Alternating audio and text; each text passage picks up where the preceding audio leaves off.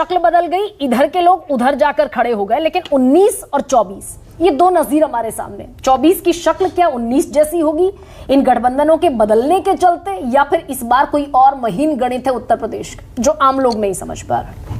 देखिए, ये तो प्रेडिक्ट करना मुश्किल है चुनाव के पहले कि 19 वाला शक्ल होगा या 14 वाला होगा या कुछ तीसरा ही होगा। लेकिन दोनों जो धड़े हैं, चाहे वो इंडिया ब्लॉक हो चाहे बीजेपी हो, दोनों ने अपने कास्ट कॉम्बिनेशन को कास्ट कॉम्बिनेशन पे ठीक से खेलना चाहा है और इसीलिए राजभर को तोड़कर बीजेपी ले आई, निषाद उनके साथ चले आए। आरएलडी की कमी लग रही थी, आरएलडी को भी साथ ले लिया और यहाँ कांग्रेस और समाजवादी पार्टी ने एक गठबंधन बनाने की कोशिश की है। बसपा बेशक अलग है, लेकिन ये बात जरूर है कि बीएसपी के बारे में ये कहा जा रहा है कि वो कॉन्टेस्ट में नहीं है। आपने कहा वो खेल बिगाड़ेंगे, हो सकता है खेल बिगाड़ते बिगाड़ते कहीं कैंडिडेट बहुत स्ट्रांग है तो वो जीत जाए, नहीं तो जो मुख्य लड़ाई है वो दोनों गठबंधन के बीच हो गई। अब राजनीति का बड़ा इंटरेस्टिंग पहलू ये है कि भाजपा को कितने कम पे रोका जाए। वहां लड़ाई, देखिए उत्तर प्रदेश सबसे बड़ा प्रदेश है और लड़ाई ये थी कि यहां जो बीजेपी है उसकी गणित को तोड़ पाना बहुत मुश्किल है। वो आज की तारीख में भी मुश्किल है, लेकिन जिस तरीके से समाजवादी पार्टी और कांग्रेस ने सीटों का डिस्ट्रीब्यूशन किया है वो तो मानना पड़ेगा कि अपने साथ छोटे छोटे दलों को कैसे, छोटी छोटी समुदायों को कैसे जोड़ा जाए, इसके लिए कोशिश की है। ये बड़ा थॉट आउट प्रोसेस है। 4 यादव गिनाने के लिए आप गिना सकती हैं, लेकिन वो चारों परिवार के यादव हैं जिनको लड़ना ही लड़ना था, उसके अलावा कोई नहीं है। पूरे प्रदेश में सिर्फ 4 यादव। आपने कहा मुस्लिम 4, पोलराइज ना हो जाए इसलिए 56 सीटों का बता रहा हूं जहां अनाउंस हुए हैं कैंडिडेट, पोलराइज ना हो जाए इसलिए मुरादाबाद से एसटी हसन को हटा दिया गया। वहां एक हिंदू रुचि वीरा को टिकट दिया गया। ये भी कोई स्ट्रैटेजी है? बिल्कुल स्ट्रैटेजी है। आप ये समझ रही हैं कि वहां समाजवादी पार्टी फॉल्टर कर रही है। वो सीट वो जीत जाए या हार जाए, लेकिन शायद वो एक लार्जर गेम में है कि वहां मुसलमान देने से पोलराइज होगा। आप आगे बढ़िए, कुर्मी जो ट्रेडिशनली हाल के सालों में भाजपा के वोटर हो चुके हैं, 9 कुर्मियों को टिकट दिया है। आप इस तरफ आइए, दलित 12, 2 सामान्य जगह से दलित को उतारा है समाजवादी पार्टी ने। अयोध्या से लल्लू सिंह के खिलाफ एक दलित चुनाव मैदान में।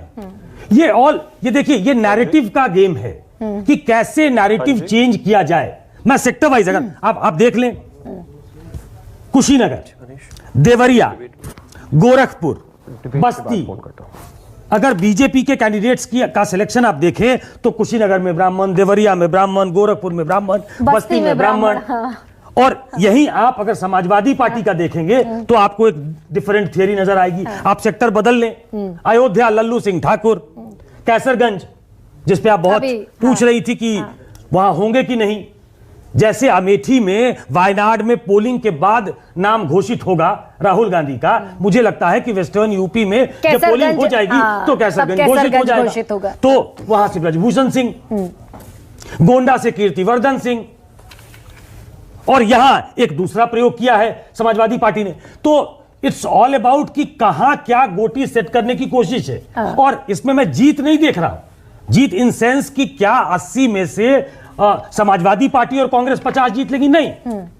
आप कितना कंटेन कर सकते हैं। ये वो स्टेट है जहां एक ऐसा रेनबो कोलिशन, जब आप इस तरीके की चीजें करते हैं और भाजपा के साथ कंपेयर करने की कोशिश करते हैं तो भाजपा का बड़ा छाता, हिंदू वाला छाता भी निकलता है।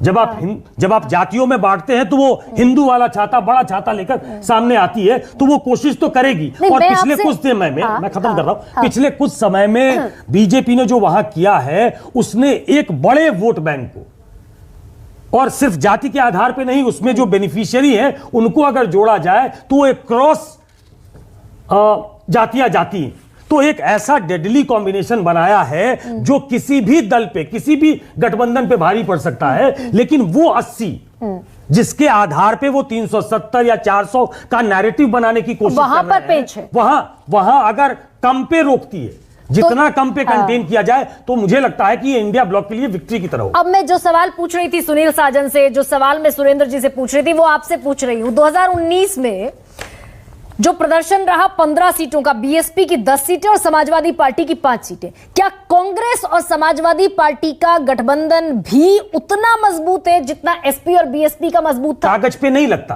कागज पे नहीं लगता। लेकिन पिछली बार के कैंडिडेट सिलेक्शन को अगर आप देखें और इस बार के सिलेक्शन को देखें, इस बार के विधानसभा चुनाव में सपा के प्रदर्शन को देखें तो करीब 32-33% वोट है। और इस वोट बैंक में कितना अधिक जोड़ा जाए, ये ऑफ लेट रियलाइजेशन है कि मुस्लिम यादव की पार्टी जो थी उसको एक रेनबो कोलिशन बनाना पड़ेगा, जो एक जमाने में 2012 में ऐसा हुआ था कि बहुत सारी जातियां जुड़ी थी और एक ऐसी सरकार बनी समाजवादी पार्टी की जो पहले कभी नहीं बनी। देखिए राजनीति में चीजें बदलती है। हाँ। मैं आपको 2012 का वाकया सुनाता हूं। 2012 इंडिया टुडे फ्रंट पेज पे जब परफॉर्मेंस बहुत खराब हुआ तो इंडिया टुडे ने लिखा कि अब उत्तर प्रदेश में भाजपा के कार्यकर्ता दूरबीन लेकर ढूंढने से नहीं मिलेंगे। हाँ, ये 2012 था। 2014 में 71 सीटें और अगर कोलिशन की पूरी मिला ले 73 सीटें।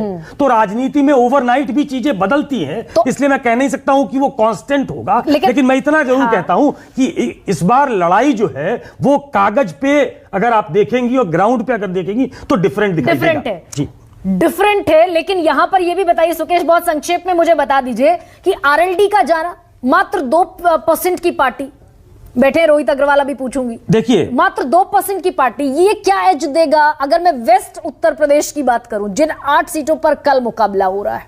देखिए कुछ पॉलिटिक्स में आजकल बहुत सारी चीजें नैरेटिव के लिए होती है। आरएलडी का साथ रहना समाजवादी पार्टी कांग्रेस के साथ अगर वो होती तो कहने के लिए होता कि एक बड़ा एक जिसको मैं रेनबो कोलिशन बार बार कहता हूं वो बनाने की कोशिश है। वो आपके साथ कितने सहयोगी है, बहुत सारे सहयोगी शिवम की पार्टी को बहुत फायदा नहीं पहुंचा रहे, लेकिन जहां जहां राहुल गांधी गए तो उनकी पूरी छवि को, कांग्रेस की छवि को, कांग्रेस के परफॉर्मेंस को डिमोलिश करने के लिए कि जहां जहां आपके कदम पड़ते हैं वहां आपके सहयोगी आपको छोड़ जाते हैं। तो बहुत सारी चीजें नैरेटिव के लिए क्या मैं ये मानूं कि जयंत चौधरी से बीजेपी को फायदा होगा? नहीं, ये अलग विषय है। बीजेपी से भले ही जयंत चौधरी को फायदा हो जाए, बिजनौर और 2 सीटें जो लड़ रहे हैं बागपत, ये मानो कि बीजेपी उनको बहुत अच्छे से कॉम्प्लीमेंट करती है। इनफैक्ट उल्टा है, इन सीटों पे बीजेपी कॉम्प्लीमेंट करेगी। नहीं तो बीजेपी का जो वोटर है, माफ कीजिएगा, आरएलडी का जो वोटर है वो 2022 में लगा ऐसा जयंत चौधरी को कि वो हमसे छिटक रहा है, तो अपनी पॉलिटिकल लेगेसी को बचाने के लिए भाजपा के साथ ज्यादा जरूरी था। और चौधरी चरण सिंह को जो भारत रत्न का सम्मान मिला तो उनको एक सेफ पैसेज मिल गया कि एक तरीका हो सकता है, एक एक्सक्यूज हो सकता है जिसके बहाने वो निकल सकते हैं।